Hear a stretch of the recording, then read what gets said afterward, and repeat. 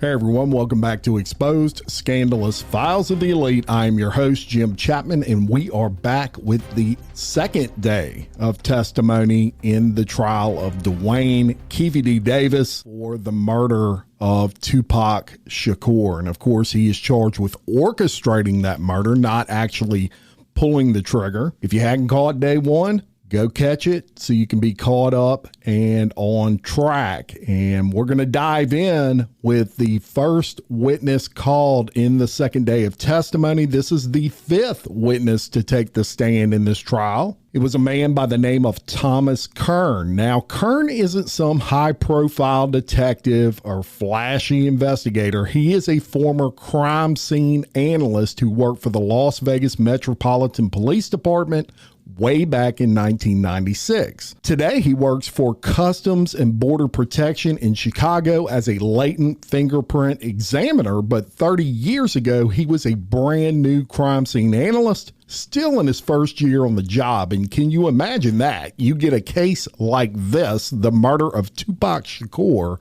as your first year on the job training, right? Kern told the jury that part of his job back then was responding to crime scenes and to collect evidence, fingerprints, broken glass, anything, y'all, that might be useful. He also explained the crime scene analyst would regularly go to the coroner's office during autopsies. Now, their role was to document the body and collect anything that the medical examiner removes, things such as bullets, fragments, whatever came out, and that's exactly what he did in this case. Kern testified that he was present at the autopsy of Tupac in September of 1996, and he was working alongside his field training officer, a man by the name of David LeMaster. Prosecutors walked him through a series of photographs from that autopsy, the body bag, the body itself, the tattoos, and the injuries, and Kern would confirm that all those photos accurately showed what was documented that day in 1996. Then they wanted to show him something more specific, photos of a bullet fragment that was removed from Tupac's body during the autopsy. Now, Kern identified those as authentic, but the most interesting moment came when they pulled out an old evidence envelope. This was the actual package that David LeMaster had filled out and sealed back in 1996. Now, Kern, he looks at this package and he basically just confirms that it was LeMaster's work. He pointed out LeMaster's personnel number, his initials, and the date. Then he noted something important. The seal on the envelope was still intact. In other words, that evidence package had not been opened in nearly 30 years. And that little detail mattered more than you may think. It helped the prosecution establish a chain of custody. It showed the jury that this physical evidence that has been preserved properly since the day it was collected was still intact. The defense, they didn't ask Kern a single question. There was no cross-examination. He was on and off the stand relatively quickly. And you may ask, why call a witness like this? Well, that's because the prosecution is carefully building the foundation of this case. Before they can talk about the gunshot wounds or the cause of death, they have to prove evidence they're relying on is legitimate and properly handled. Thomas Kern's job was simply to put the first brick into place, and that is exactly what he did. So right after the crime scene analyst finished up, the prosecution called their next witness. And this, y'all, is the sixth witness of this trial, and that is Dr. Lisa Gavin. Now, she is a forensic pathologist and medical examiner for Clark County, Nevada. And she's been doing this job for about 17 years. She's board certified in both anatomic and forensic pathology. In other words, y'all, this is someone that spends her career determining how and why people die. Now, important thing to point right off the top, Dr. Gavin was not the original medical examiner who performed Tupac's autopsy back in 1996. That doctor, Dr. Jordan, He has since passed away. So she was brought in as an expert, basically to review everything he had done. The original autopsy report, the medical records from the hospital, the photographs, the toxicology, all of it, and give the jury her independent opinion based off of these records. And folks, the atmosphere in the courtroom shifted big time when these autopsy photos started coming up on the screen. Some members of Tupac's family, understandably, got up and walked out. The ones who stayed looked away because these are graphic images, and the prosecution walked her through them carefully. Dr. Gavin then described what each of these photos showed. There was a gunshot wound on the right side of Tupac's chest, just below the armpit. The bullet traveled through his right lung and lodged near the center of his chest, right around the sternal notch, if you will, between the collarbones. Now, that shot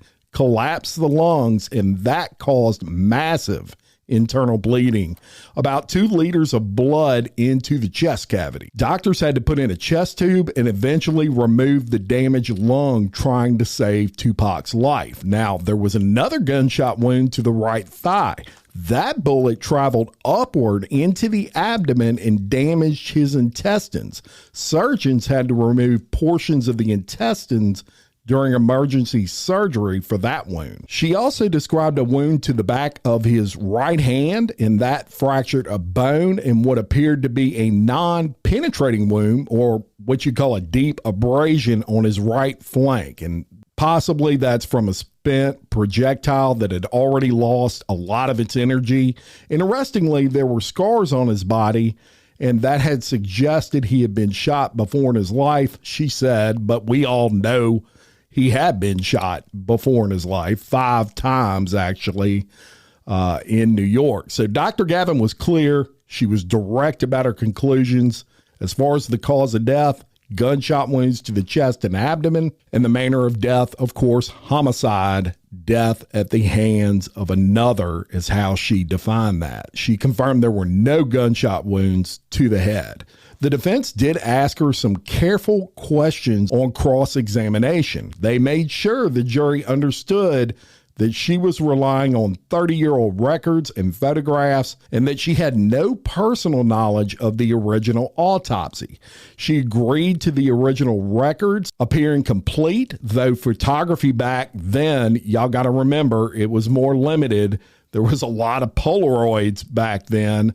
And of course, now everything's digital. She also made it clear she wasn't there to critique the original autopsy as far as how it was performed.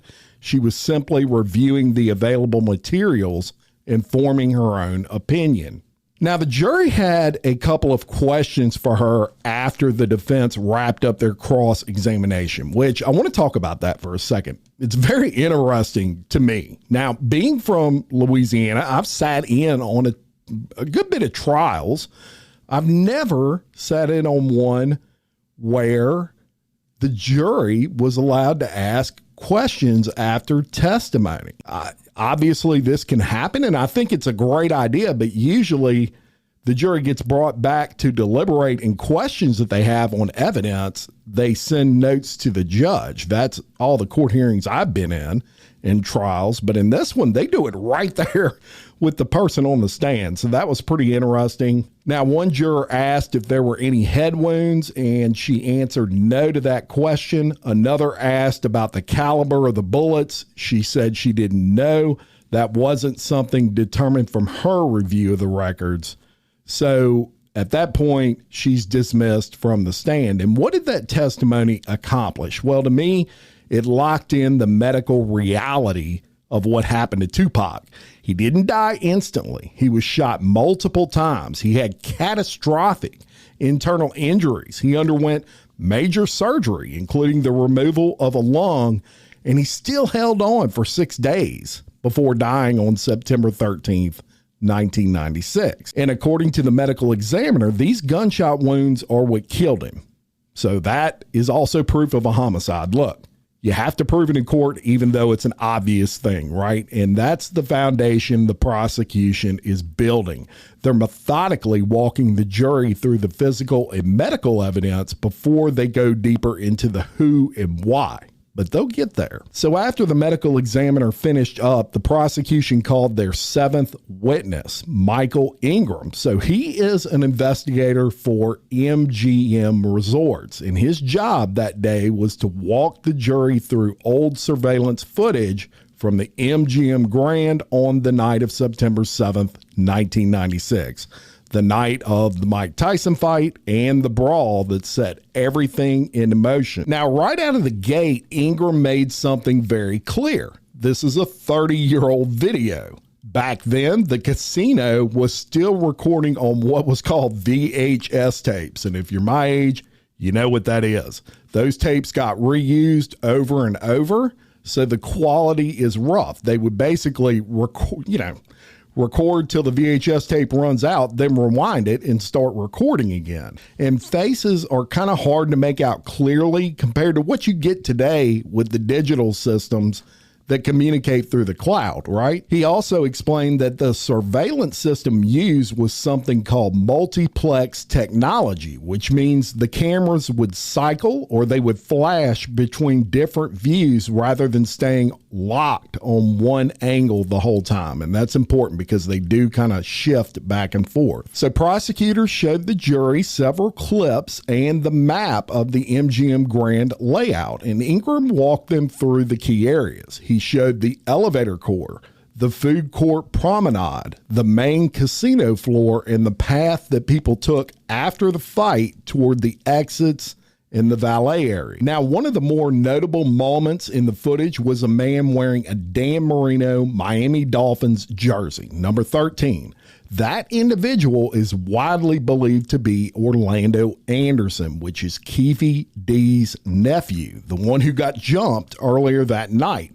Ingram was careful not to identify him by name. He just described what the video showed. A black male in a sports jersey who forced his way past security near what's known as the Coyote Cafe. He gets confronted by a large group of people, and shortly after that, a fight breaks out. Ingram also described the path the people took after that altercation, exiting the elevator core, moving across the casino floor, past the Cage and Emerald City, and out toward Las Vegas Boulevard and the Tropicana. And I'm sure everybody out there has seen that video. You see Tupac and Suge and several other people kicking and stomping this guy, and then they literally walk through the middle of the casino to exit, and it's like a crowd starts following them. So on cross-examination, the defense asked him about his background, and Ingram told the jury he was hired by MGM in 2010.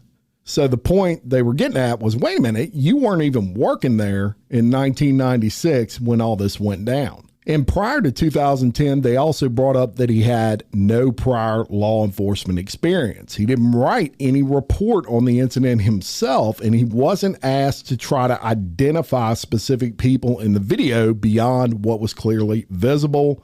He said, hey, look, my role was to authenticate the footage and explain the locations. I didn't have to be there in 1996 to do that. The jury also had a question for him about where the security officer was standing when they first spotted the man in the jersey, and Ingram pointed it out on the map. And that was basically it for him. And the point of that testimony, the prosecution starting to show the jury the actual video from that night, the same security footage that captured the fight between Tupac's group and Orlando Anderson inside the MGM, and they're laying out a timeline. The fight happens, people leave the casino, and a couple hours later, Tupac is shot. And Michael Ingram's job was to put that surveillance video into evidence cleanly and explain what the jury was looking at. Not the most dramatic testimony of the day, but an important piece to create this foundation that they're trying to establish. So next up on the stand, the prosecution's witness was Kenneth Rios, and he's the 8th witness in this trial. He's a retired Las Vegas Metro Police sergeant, a guy with 28 years in the department starting way back in 1990. So on the night of September 7th, 1996, the night of the Mike Tyson fight, Rios was working uniform patrol at the MGM Grand. Around 9 o'clock that evening, He responded to a fight call in the elevator section of that hotel. When he got there, he made contact with a young man wearing a Dan Marino jersey. That's the same individual a lot of people believe was Orlando Anderson, Keffe D's nephew. Rios told the jury he spoke with the man, got his ID, and he said at that point he treated this guy as if he's the victim of an altercation. He asked Orlando Anderson, "Do you want medical attention?" And Orlando Anderson refused. He said, "No, I'm fine." He told Rios that a couple of guys he didn't know had jumped him, and he also made it clear he did not want to file a police report or press charges. And these are gangbangers, right? They're not going to press charges. They're going to handle things themselves. So Rios releases him, lets him go, and he goes on with his night. Now, later that same night, after word spread that, hey, Tupac Shakur has been shot in Las Vegas, Rios was asked to put together a report on this earlier contact he had with the man in that jersey. He said he wrote the report from memory after the fact, and he remembered the first name of this man as Orlando. On cross-examination, the defense, they pressed him a bit on when and why that report was written. And Rios was pretty straightforward about it. He said in a lot of these situations, if the victim doesn't want to cooperate, no formal report gets generated right away. In this case, the report only came later once it became clear this individual might be connected to a bigger incident that happened a couple of hours earlier. Jury had some questions. One even asked him about the standard procedure after something like this, and Rios explained that the officers typically stay with the person, coordinate with security and other units, and make sure there's no medical issues or change of heart about the reporting. At that point, he is released from the stand. And the point of his testimony, the take away from that, this actually puts a police officer face to face with the man in that number 13 jersey. The same man involved in the fight with Tupac's group earlier that night, roughly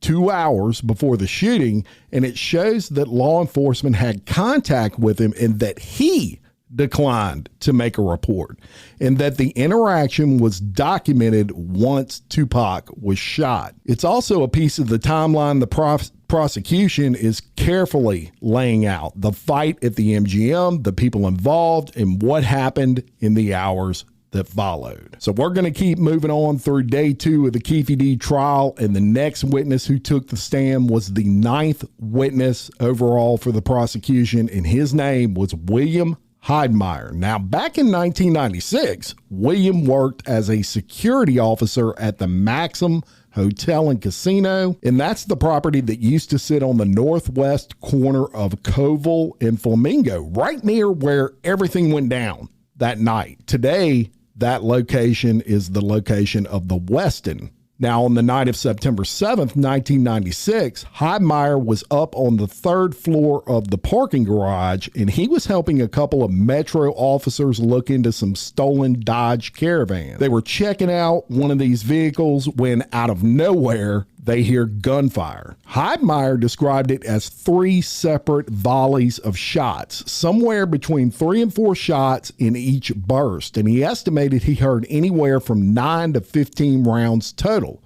So as soon as the shooting stopped, he and the officers ran over to a barrier wall that overlooked the Flamingo Boulevard, and they looked down. And what he saw was a line of vehicles stopped in the left straight lane heading east on Flamingo. There was a white Dodge Stratus up front, a black BMW right behind it, another dark car, which he said could have been a Lexus, a white Chevy Suburban further back, and several more cars following. He said there was roughly 10 vehicles in total, and people were standing outside the cars and in the middle of traffic lanes. Heidmeyer specifically noticed one man who was armed. He described this man as a young black male, well-dressed, bright white 3/4 sleeve shirt, black pants, and a black dress vest. The man was holding a semi-automatic pistol, but he wasn't firing it. It just looked like he had it pointed off to the side. Heidmeyer said he didn't see anyone else with a gun and he didn't actually witness the shooting himself. He only heard it and then looked down afterwards. So the Metro officers, they jump in their car and they take off after this caravan, and Heidmeyer pointed them in the right direction. He watched the vehicles make a U-turn and head back west on Flamingo toward the Strip. So at that point, cross-examination takes over, and the defense went over the vehicle descriptions with him, and they confirmed that he never saw the actual shooting taking place. He stuck to what he observed after the shots rang out. And at that point, they dismissed him. And that testimony mattered because this is one of the closest witnesses to the actual shooting location. He puts a caravan of vehicles, including a black BMW, stopped on Flamingo right after a series of gunshots. He describes an armed man standing outside of those vehicles, and he confirms the police immediately took off after the group of cars. So he was a good witness. Now, the next witness that took the stand in the 10th of this trial was Dean O'Kelly. He's a retired Las Vegas Metro police officer who later worked cold cases, and he was with the department from 1991 to 2012. And on the night of September 7th, 1996, he was out working with what is known as the gang unit. Around 11:17 that night, he hears what's known as a code red call for shots fired near Flamingo and Koval, right by the Maxim Hotel. He flips on his lights, right? Lights and sirens, he's going hot. He heads that way, and he arrived just a few minutes later. So when he gets to the scene, O'Kelly starts securing the area in the south parking lot, and he's looking out into the eastbound lanes of Flamingo, just west of Koval. And he notices something important: cartridge cases scattered in the roadway. Some of them had already been run over by traffic, some were mangled. He grabbed cones outside of his van and he starts marking and protecting these casings so they don't get destroyed any further. He's trying to save this crime scene evidence. And he said another analyst, a crime scene analyst named Dan Ford, was already nearby and took over the collection. They recovered 7 spent .40 caliber Winchester Smith & Wesson cartridge cases plus a bullet fragment. O'Kelly noted that the primer markings on the casings were consistent with a Glock 40 pistol. And he also said the cases later tested negative for fingerprints and they were sealed for forensic testing. He also talked about the early descriptions of the suspect vehicle that were going out over the radio that night as all this is going on. And he said at first it was a light-colored Cadillac, possibly white, with 2 black males heading north. He said later the description was updated to a white Cadillac with 4 black males heading south on Koval. Officers were put on the lookout for light-colored Cadillacs in the area and known gang spots. So that was his testimony. The prosecution releases him and he's cross-examined by the defense, and they ask him about the report writing practices and how these cold cases really work. And O'Kelly explained that back then, a lot of the paperwork was still typewriter written, if you can imagine that, and handwritten. And he said it's not unusual in long investigations for reports to be finalized later. He said sometimes this could occur even after a grand jury is convened. He said once the leads have been exhausted is when they really start putting everything together. He also talked about how cold case investigators go back through old files and look for anything that can still be tested. You're talking DNA, fingerprints, video, new interviews decades later, like in this case. And at that point, the defense releases him. And I thought he had some pretty good value with his testimony because this is one of the first officers on the actual shooting scene. And he was able to put .40 caliber casings on the roadway on Flamingo and discuss that early crime scene tighten up, if you will. I thought he did a good job. All right, so far we've heard from a few witnesses and primarily investigators, right? Medical examiners, witnesses to the shootings, those sort of things. But now it's time to get to the players in this case. And next up on the witness stand was none other than the former head of the Mob Piru Bloods faction in Compton. He's known as Mob James. His real name is James McDonald, and he has quite the history with Keffe D, and he is very deep into this situation. Let me explain. Back in 1996, Mob James was deep into the Death Row mob Pyru world. He told the jury he had been around Suge Knight in Death Row since the early days after he got out of prison in 1988, and he said Suge Knight actually picked him up from prison, and his role with this organization was basically protection. He said, I looked out for Suge's artists, and he handled problems when they came up. He was at Club 662 that night, which was the club Suge was running.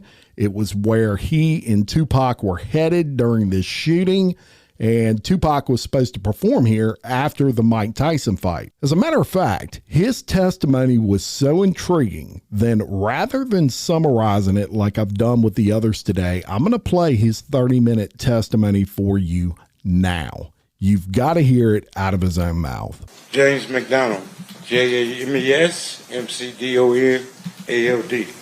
Thank you, Mr. McDonald. Mr. Paul, whenever you're ready. Thank you, Your Honor. Mr. McDonald, it's fair to say that you're here because of a court order. Is that right? Correct.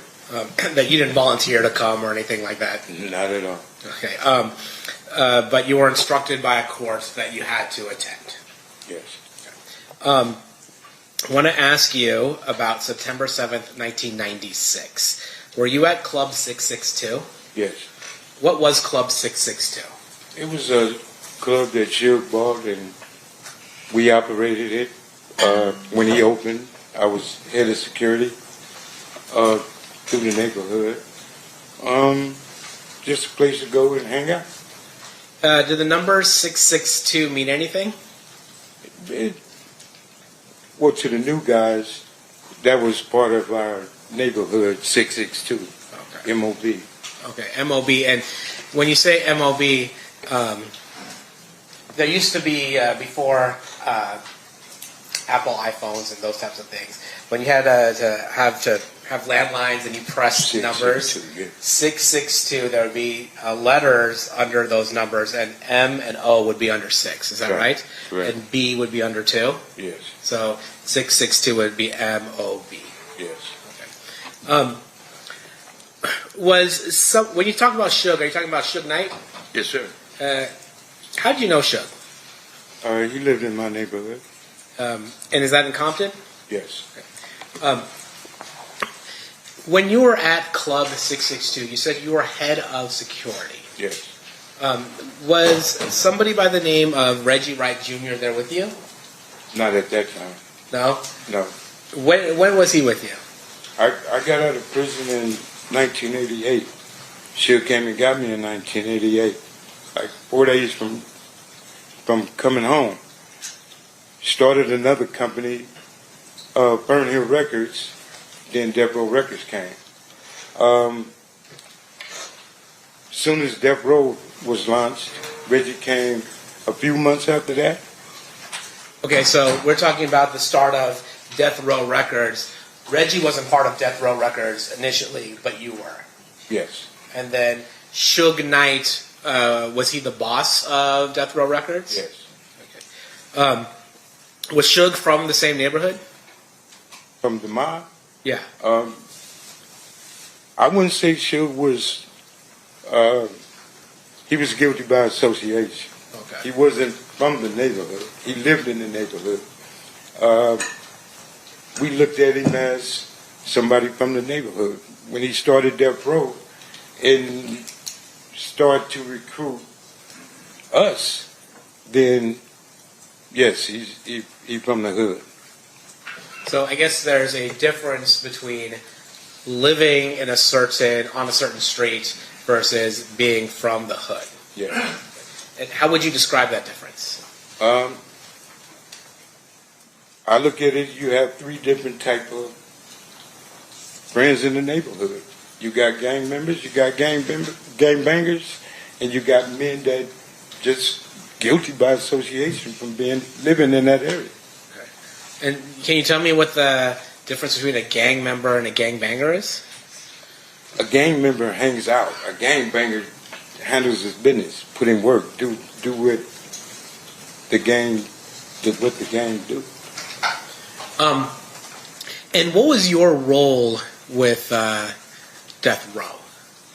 I was the guy that if something happened, Suge would have you take care of that. Like Snoop Dogg trial, there was issues up there. I was sent up there to make sure those problems didn't happen again. And are those problems, and I'm not asking you to get into specifics, but are those problems meaning issues with other people who might be gangbanging or might be trying to threaten folks, that type of Correct, thing? yes. And you are somebody that Suge relied on to be able to protect his roster of music artists and other things like that. Correct. And after you were asked to help out with Snoop, did Snoop have any other problems? No, we didn't have one issue at court. Now, I'm going to ask you, fast forward a little bit, to, were you familiar with the Southside Compton Crips? Yes. Would you say they were somebody you were in alliance with or a rivalry with? Rival. Okay. And would sometimes those that rivalry get violent? Anytime you're dealing with the gang life is going to be violent at any given time. Are you familiar with somebody by the name that went by the name of Tupac Shakur? Yes. How are you familiar with Tupac? He was assigned to Death Row. And when he was signed with Death Row, would he also hang out with you guys? He hung with my brother now. Yeah. Not me. Who is your brother? Alton McDonald, Buntry Ave. He went by Buntry? Yes.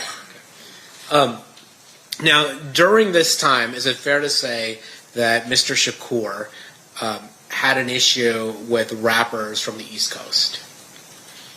I think Tupac inherited the beef between Suge Knight and Puck. Okay, that was your perspective of it. That's all it was. And we all fell.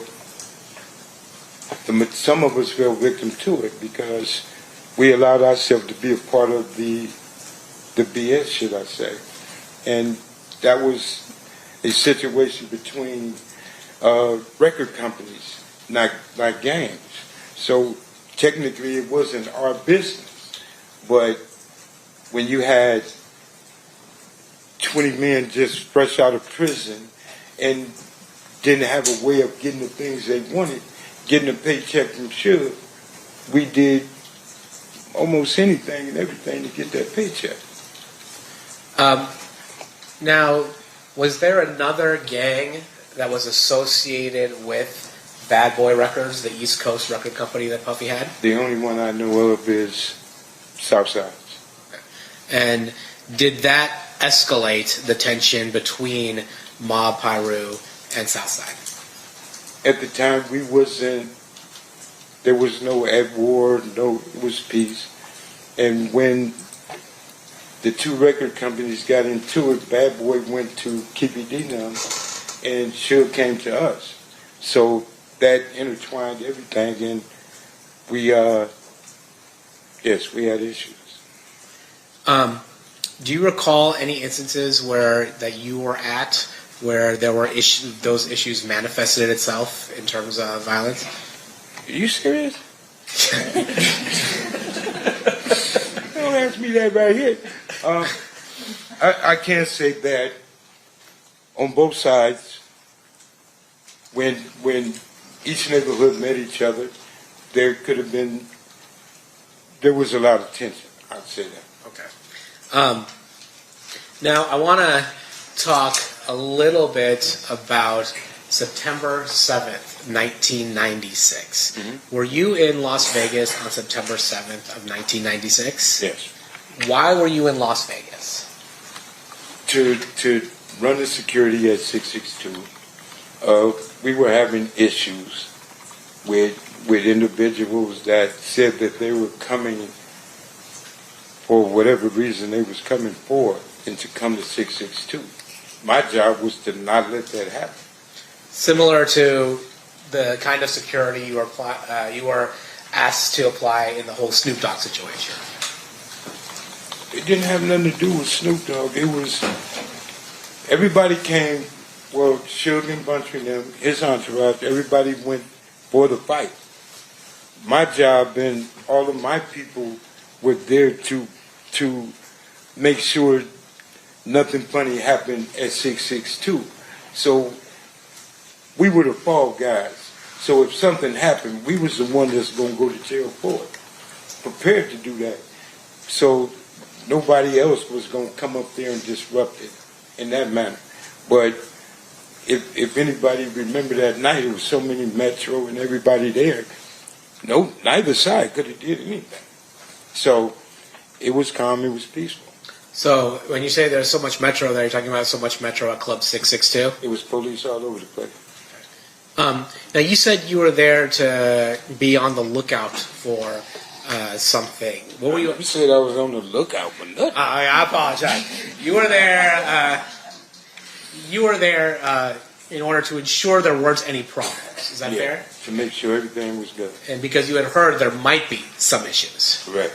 And what were the issues that you were concerned about? Individuals coming up there creating an issue we was having with different sides of from with Crips. Period. Yeah.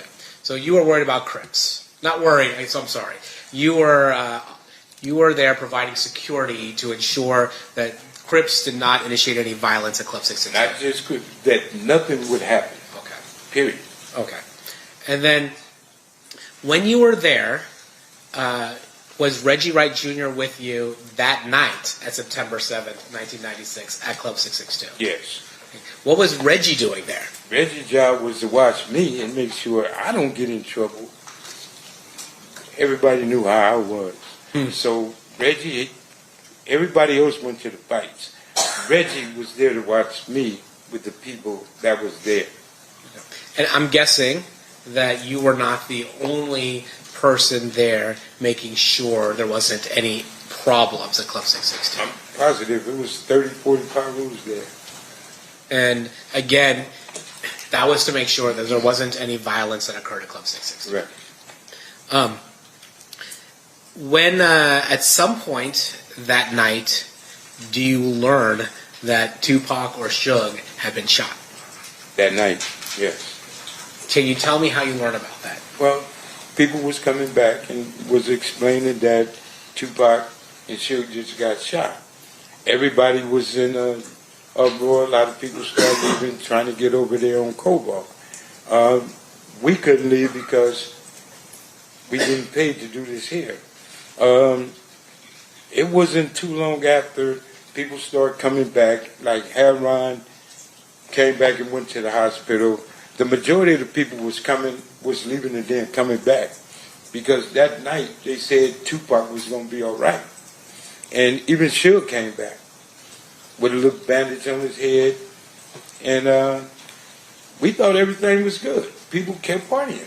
So, and when Suge came back, you said he had a bandage on his head, but the dude said he got shot, but he was grazed, a little scar, but nothing penetrated.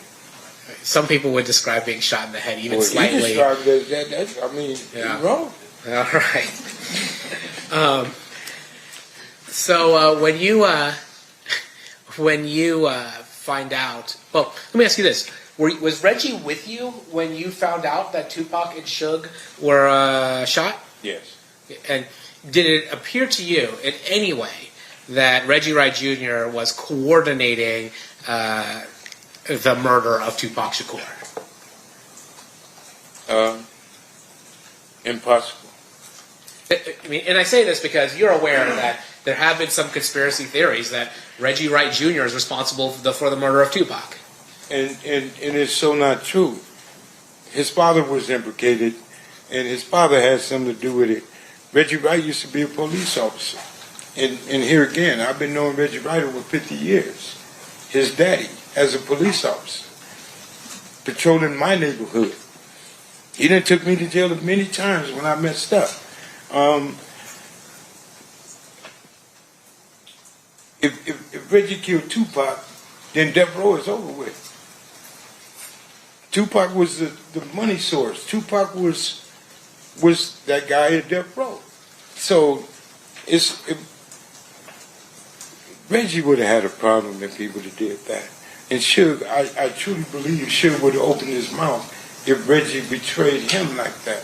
So people say what they want to say.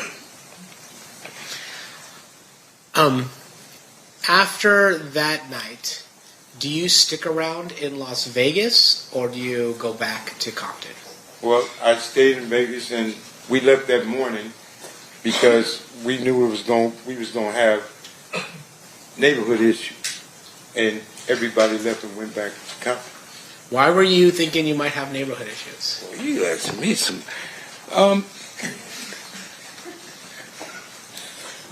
The issues that we was having was heated, and Compton was on fire at the time, and things were happening.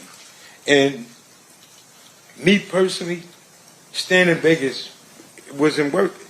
That man in the hospital, it's time to go and protect your home front and be prepared for whatever happened there. You know what I'm saying? Like the other side was being prepared and was prepared to do things because Orlando got beat up in there. And that's something you don't tolerate.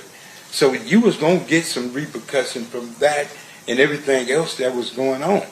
So living this life, you got to be ready. If you not, you might as well just lay down.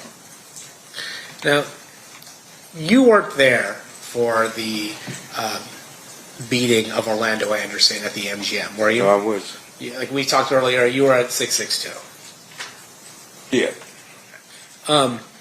But are you aware of why Orlando was targeted?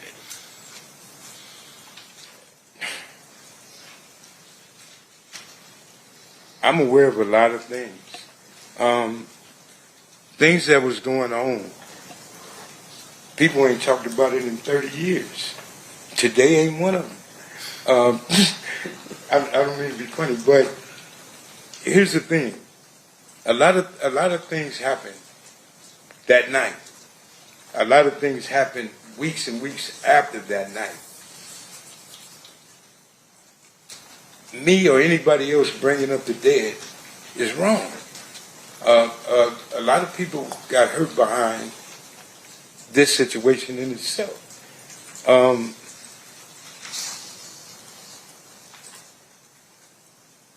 Living the life and how we lived in Compton is one thing. You bring back all of the guys that made it, like me, I'm 61 years old now, to rehash and relive this situation again. I told every attorney in here that tried to get me to come here, you better treat me as a hostile witness. And I think that's where I'm about to go now, because you're asking me questions. I can't answer those questions.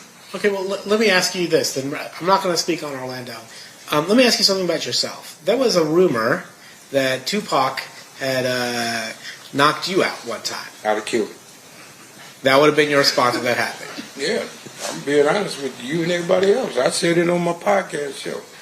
Him, Suge, and my brother. I'd have shot all three of them if he touched me. That's how I was living. Why is that? That's what I was back then.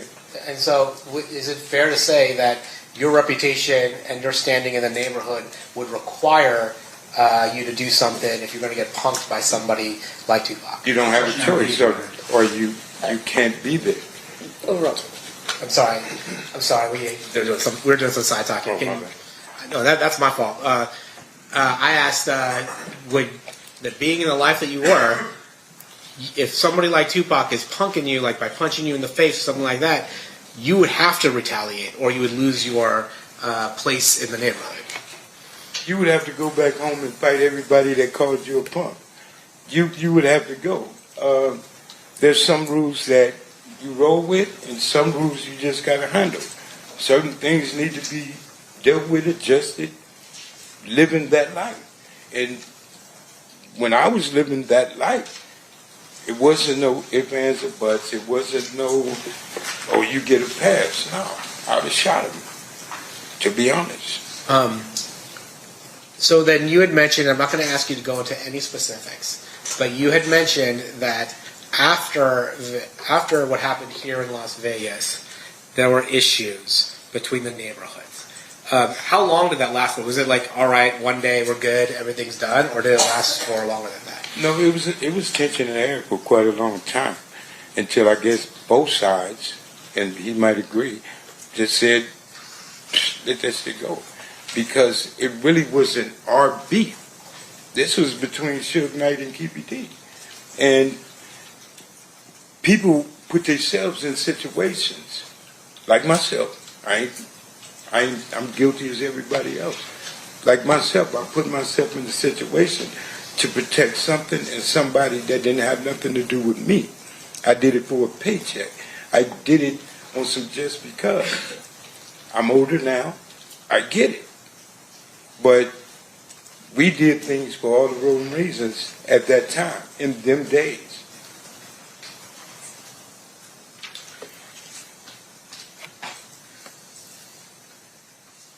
Of course, indulgence.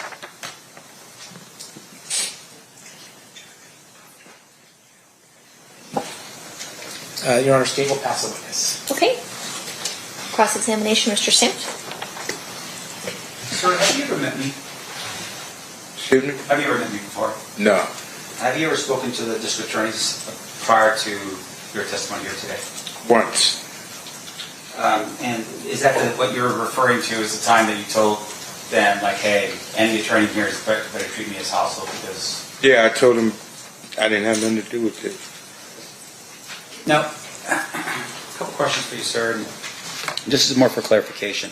So on the night of the murder, you were working as the head of security for 662. Yes. Explain for us a little bit about the club. Was that Suge's club or was it somebody else's club? Sure, to my understanding. Okay.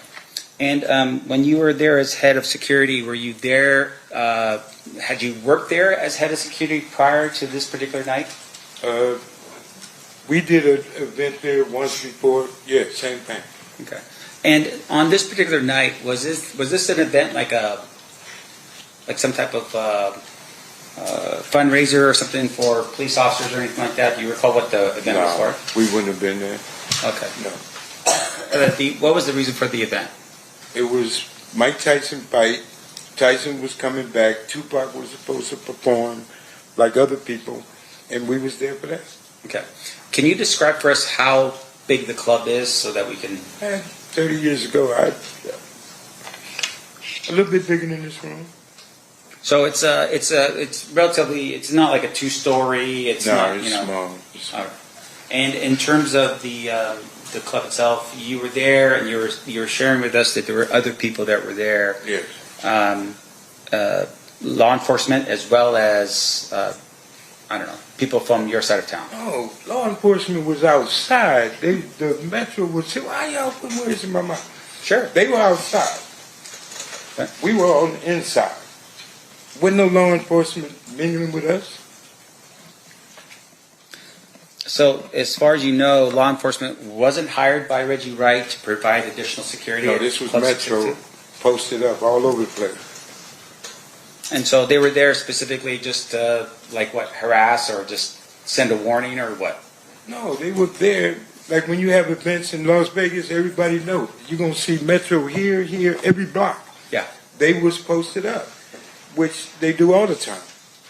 But you're telling me that as head of security, you do not know or you don't believe that Reggie Wright hired the Metro officers to come I know in? for a fact he didn't hire the Metro police. Okay. Do you know how many people were on the payroll that night from your security team? Well, y'all do paperwork different than we did. Our paperwork was getting cash money. Our paperwork was what they call under the table. We had at least 30, 40 of my homeboys there. Reggie Wright Jr. and his security, his company, the people work for him, didn't have nothing to do with what Suge paid us for working. So that was two different entities, Reggie and Suge. The homies was there for Suge Knight.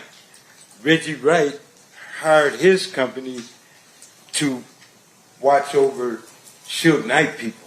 Right. So his security did like the right thing.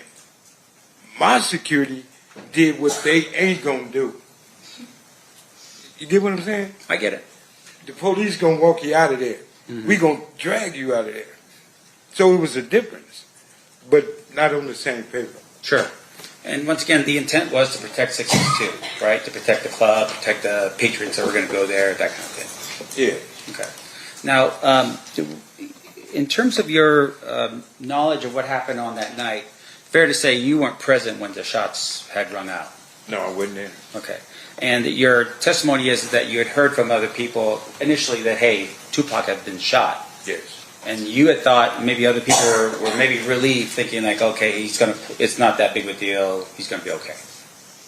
That's what came back to 662. People that went to the scene, and everybody said Tupac was talking. So everybody came back to the club saying he's gonna be all right. So people just went back to, me. Right. Now, in terms of the that night, you go back to Compton. You live in Compton. Yes. You still live in Compton? No. At the time you live in Compton, you go back to Compton, and you tell us that there was a lot of tension. Can you describe that for us when you went back in terms of what kind of tension we're talking about? You sure you want me to answer that? Is it going to be graphic? No, I ain't gonna. I got to raise the word in it, but you asking me a question. I don't. And what I explained to them, I don't want to send him to prison. Sure. Even though we don't like each other. Sure. I don't want to send you to prison. So that's why I'm here where I'm at and the way I am, because I changed my life. I'm raising my grandkids, teaching them never to be like their papa. And here I am explaining to people what I used to be. And I'm not proud of that. I'm not proud of that at all. And you asking me questions that can hurt him. And like I told them, I'm trying to avoid to answer the questions that they might look at me and say, something is wrong. Well, let me put it this way. Let me help you out with this. Okay. So these people right here, what they want to know from you is, did you see who shot Tupac? I told you no. Correct. So outside of that question, right, the next question I'm asking you is, when you went back to Compton, was it like a Southside Crip shoots a Pyru Blood, and then a Pyru Blood shoots a Southside Crip? Is that the tension that we're talking about? Do I answer this? That's a straightforward question. It's a yes or no answer. Okay. Did you see that? When I was a part of that life, I was a part of that. And I was, no, because you asking something that's going to hurt this dude. And okay, let me stop. And once again, I want to emphasize. When we got back to Compton, okay, it was a gang war. People were getting hurt. Okay. People was being sought. People were looking for certain individuals from his neighborhood, okay, as well they did mine. Okay.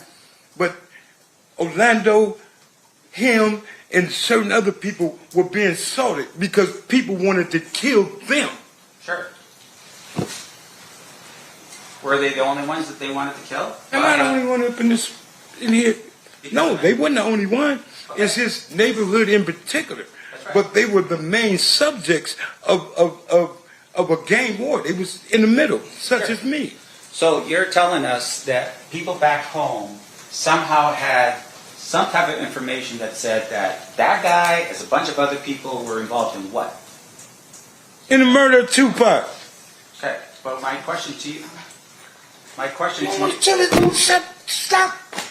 Can you focus on me for a second, sir? Yeah, I will. And I apologize. I just want to make sure that we're clear, okay, for these people. In terms of that information, none of those people were there, right? What people you be speaking on? The people that was already in the neighborhood, or the people that left Las Vegas that same night Tupac was shot to go home bear their arms and go to somebody else's neighborhood Right. to look for somebody. They had to pay it back. So once again, my question to you is that the information that I'm asking about is the people that back home, you're saying were eyewitnesses to this? How could people back home be eyewitnesses to something that happened in Vegas? No, that's not what I'm saying. The people that were here in listen to my question, sir. The people that were here in Las Vegas, you're telling me were eyewitnesses to what happened and went back home. Is that what you're telling me? I'm telling you, the people that was at 662. Just answer my question, sir. Yes or no? I can't Is it answer a yes that or no? without a what you call it. You trying to tell me to say something that you're not going to understand. If you let me explain to you. No, answer my question. I'm not answering nothing. I don't know what he's talking about. Okay. Okay, Mr. McDonald, focus for a second. I am focused, very. Focus on this. My question to you is this. You didn't know what happened that night because you weren't there. I was at 662. Right. Do you know who was there? I know everybody that was there. Okay. Like who? Talk to your lawyer, man. This dude is tripping. I'm not going to explain that. I can't answer that. Okay, let me ask you this next question then. You are telling us that people back in Compton, for some reason, knew what happened here in Las Vegas. A phone conversation. People found out when people left Las Vegas the same night Tupac was shot, went straight back to Compton. It only takes 3.5 hours to get home. Sure. Yes, it wasn't a problem for people to find out what happened. No problem at all. They got on their phones, they texted people, they let them know what happened here on the night of the shooting? Yeah. They had walkie-talkies, they had all kind of phones. They had ways to call people to say whatever. But when people left Las Vegas that same night, after they found out and got in their cars and went home because it was a situation, Pac was shot. Okay. Retaliation is a mug. Come on, man. It was for real, for real. All of this was for real. Now, the night of the shooting, did you have a walkie-talkie, a Nextel thing or something like that? No. Did Reggie Wright? I don't know what he had. I don't know how much money he had in his pocket. I don't know what he had on his hip. But you were the head of securities, but you're telling us you did not have any type of Reggie Right way security has nothing to do with the gang banging security, Parus, whatever you want to call it. They had nothing to do with us. Okay. The phones that Suge had for certain individuals, they had the phones. Like the guy that was bodyguard for Tupac that night. Like some of the guys that was at the Tyson fight, like Suge Knight. Certain individuals had phones. Yes, they did. Okay, so, all right, I get what you're saying. You're not there, but you're saying other people were. Yes, I'm saying there was a lot of people there. A lot of people were there at the shooting that took place. That was in the entourage, yes. Let's see. Okay, just one final question. You're here today, and I think the state had asked this question under a subpoena. You're ordered to be here today, right? Yes. In terms of that subpoena, for instance, is that's the only reason why you're here is because of that subpoena? I don't have no other reason to be here. Yeah. In order for you to get that subpoena, you were served that subpoena back in California? Yes. By a police officer? I don't know. He wasn't in uniform. Okay. And that order required you to go to a court in California? I had to go to court in Victorville. And then that court in California said you have to show up here. And in that court, I cussed them out and told them, you can't make me do nothing. Right. And in that court, they told me that I would be in attempted court. Me raising my grandkids, I'm not going to put my grandkids in the car and move somewhere so y'all can't find me. So all that running and living a different life, I ain't doing it. So I agreed to come. And like I explained to everybody in here, you ask me something, I'm going to be honest about it. You ask me something I don't want to talk about, you're going to have a problem. Treat me as a hostile witness. You're not going to talk to me and tell me as a grown man what I have to do up here. I'm not finna send him to prison. You are. So the accusation now is because of the fact that we're trying to ask you questions, you're blaming it on me. You asking me questions. If I just like answer your questions, we gonna have a problem in here, a misunderstanding, and you're asking me something that wouldn't be good for him. Right. And once again, I just want to look. We're just trying to figure out who shot Tupac. You're telling us that you weren't there at the scene. That's all I want to know. At the end of the day, that's it. Right? Was I in the entourage when Tupac got shot? No. Okay. Nothing else, right? I was at 662. I mean, that ain't hard. That's easy math. No further questions, John. Anything further, State? Jesus. All right, we've got one more phase, and then we'll let you out of here. Okay. Ladies and gentlemen of the jury, any questions for this witness? Seeing no hands? Oh, we do have one. Okay, hang on one second.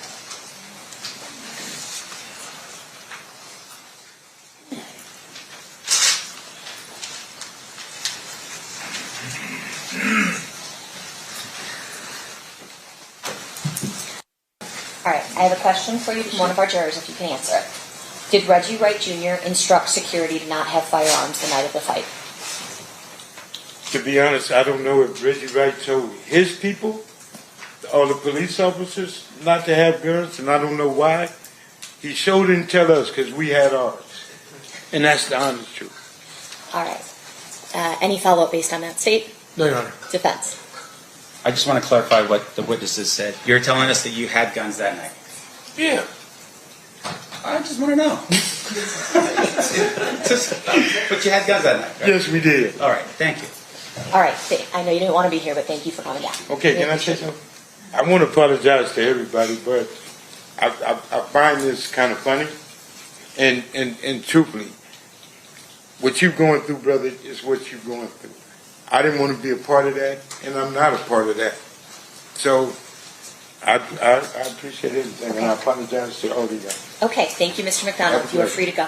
So what's the significance of Mob James' testimony, considering he wasn't even there when Tupac got shot and could not identify the shooter? Well, this is the prosecution starting to bring in people from inside Death Row and Compton to paint that picture of the rivalries, the security set up at Club 662 that night, and the immediate fallout after the shooting. But he gave the jury a firsthand look at the atmosphere and the relationships that surrounded that night in Las Vegas, and they're starting to form what's known as a motive, right? Last up that day was the 12th witness for the defense, a well-known guy from Compton. His name is Reggie Wright Jr., and he took the stand. Now, this is someone who's been right in the middle of death row, that world, for decades. His father was a lieutenant with the Compton Police Department, and he himself had worked as a police officer before retiring in 1996. After that, he became head of security for Death Row Records, and it was interesting that he's currently in a wheelchair due to complications from COVID. Now, Wright testified that he was specifically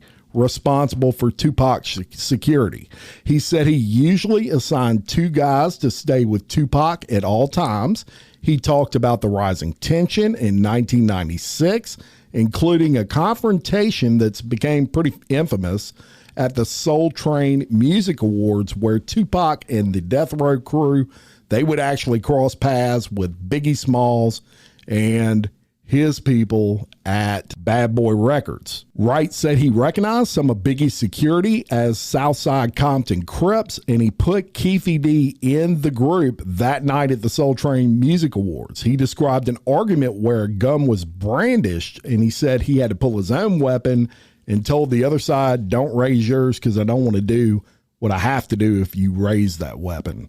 Now, on the night of September 7th, 1996, Wright said he went to the parking lot of the MGM Grand for the Mike Tyson fight, but he never went inside because it looked too chaotic. From there, he said he headed over to Club 662. He described the club that night as not really being extremely crowded. He said he found out about the shooting when 2 guys from the entourage came running up to him at the club and said Suge and Tupac had been shot down the street. Now, one of those guys was the younger brother of James McDonald, Mob James. And at that point, Wright said he didn't even know Tupac and Suge were on their way to the club when they got shot. So prosecutors, they showed him the MGM fight video. Wright would point out people and identify those he knew that were involved in the altercation with Orlando Anderson. They also showed him photos of various individuals, including Keffe D and a Death Row gold chain. Wright explained that those chains, these big medallions, they were given to artists and close associates of Suge Knight. He told the jury that after the shooting, he stayed in Las Vegas for about a week, and he said he had 2 security guys posted outside Tupac's hospital for the entire time Tupac was fighting for his life.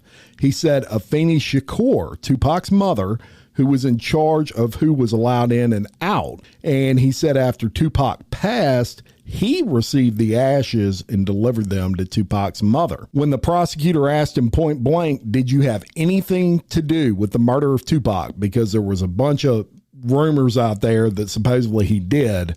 Wright answered, absolutely not. On cross-examination, the defense pressed him and Wright pushed back. He said he had told prosecutors from the beginning he had nothing to do with it. He talked about the heavy Metro police presence that night, and he said police were everywhere in Las Vegas because of the Mike Tyson fight, and we weren't really concerned about something going down because there were so many cops everywhere that night. Wright also spoke about the atmosphere back in Compton after the shooting. Look, it was a war after Tupac got shot between the Crips and the Bloods. He said when they got back, it was a gang war, and he described the code of that life. He said, if someone disrespects you, retaliation is expected. But he framed his own role in all of this as a person who put himself in dangerous situations for a paycheck, protecting the artist and their business. And that was it. That they got through a ton of witnesses today. I sure don't see this thing going on for a month. They're already almost halfway through the prosecution witnesses. Not really sure how many the defense are going to call, but they are moving right along in this trial. Follow me. I'm going to provide daily updates. If you're new to the show, welcome. I think you're going to like it. To all those that have been here since the beginning, love you, appreciate you. Check out the Patreon, patreon.com/exposed podcast files for all kinds of things, bonus episodes, commercial-free early releases, so much more. Patreon.com/exposed podcast files. And until next time, for Exposed Scandalous Files of the Elite, I'm your host, Jim Chapman. Much love.